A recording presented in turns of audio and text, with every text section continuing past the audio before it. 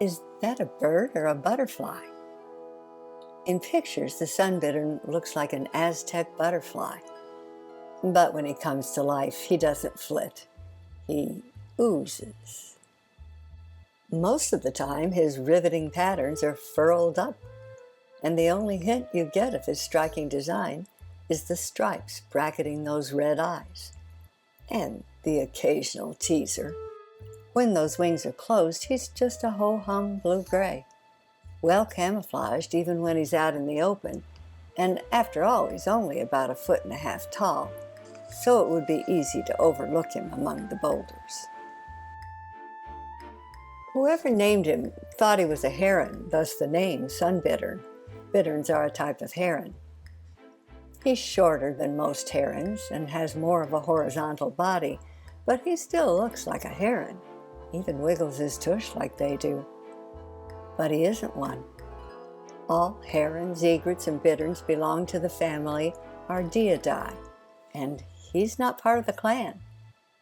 He's in his own family, all by himself. Okay, the science says he's not like them. The DNA judges have ruled, and I'll bow to their knowledge.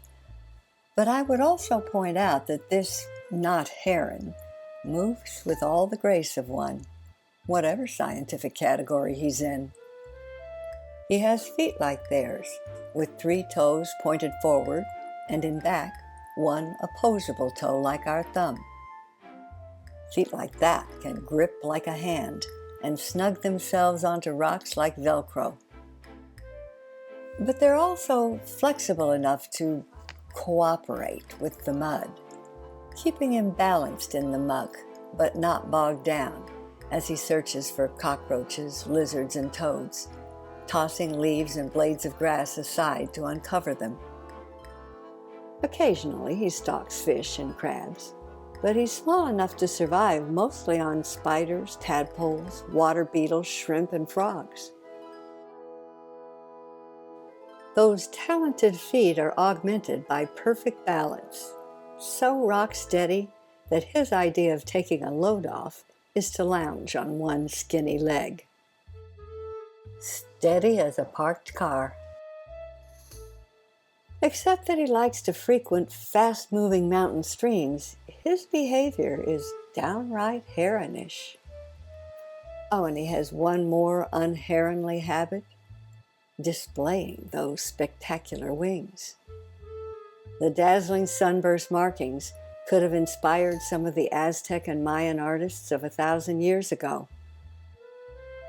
Sunbitterns, of course, never had any interest in contributing to Aztec art, but they did have a purpose for that striking design. It's used when the bird feels threatened. Instead of taking flight as a heron would, he prefers to bluff.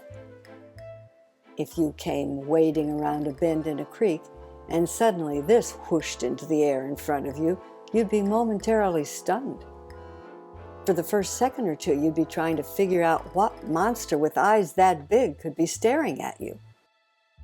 The Sunbittern's wide wingspan, much wider than the wings on herons, boosts the intimidating effect, especially since he spreads his tail to fill the gap. So he depends on display first if threatened, and that seems to be working for him.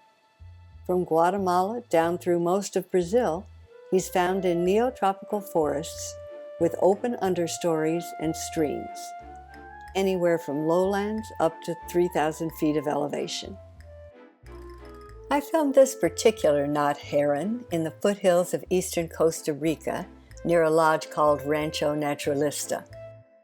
When a man came wading up the creek toward him, he flashed those wings, hoping to look not so much like a butterfly as like some kind of Aztec demon, a monster capable of flight when the bluff doesn't work.